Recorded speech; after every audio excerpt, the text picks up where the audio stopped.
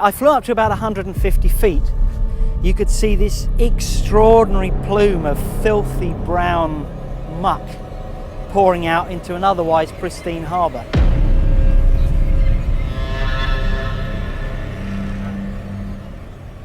You shouldn't have to think about going swimming in a river. You shouldn't have to think twice before getting down on the beach here and letting your children in the sea. But you do have to think twice if you get them home and 24 hours later they've got gastroenteritis because they've taken in water that's contaminated with E. coli and raw sewage. So my name is Pearsell. I live just over the harbour there on Hayling Island. See where that green marker is? That's the actual end of the end of the pipe. As we get up here a little bit further, I'll show you where I took off from with my drone. I suggested to Hayling Sewage Watch that we bring it out here and just really see what we could capture.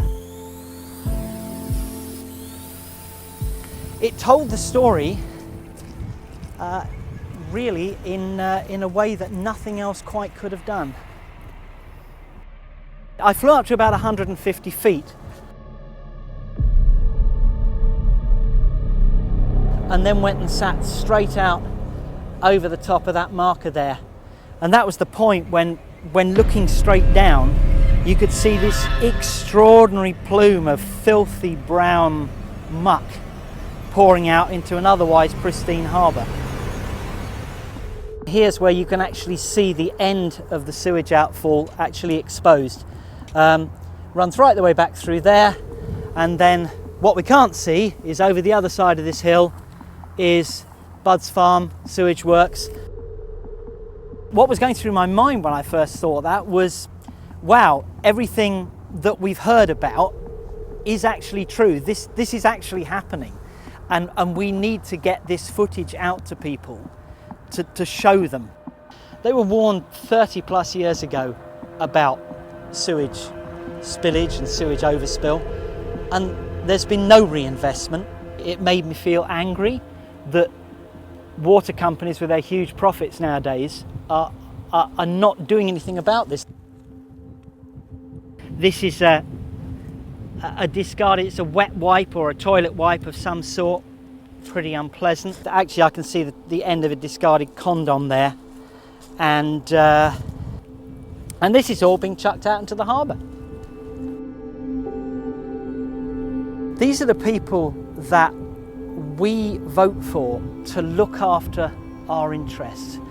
Our MP here locally in Havant voted against it.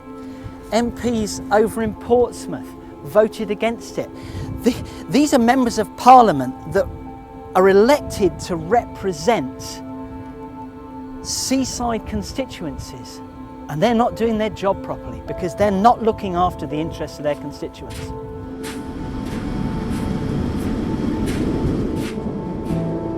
I've been digging this bit of ground here for 50 odd years. What happens is all the diggers that come down here now wear marigold gloves. But if you ain't got gloves on, you catch yourself on a bit of broken shower and it gives you a cut. You don't know what you're going to get in that cut. You know, gangrene or whatever the case may be. You know, it's if you get a splash of water, it gets in your mouth, you could end up being ill.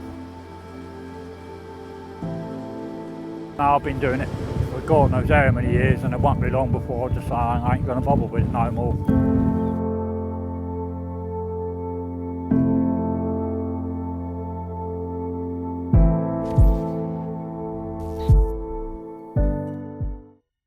In these dark times that we find ourselves in, it's all too easy to feel passive and disengaged and hopeless. But there is something you can do. If you like the sound of a fearless, independent media outlet really trying to shine a light where the mainstream doesn't, then do sign up to Byline TV. You can hit the join button on YouTube or subscribe on Patreon.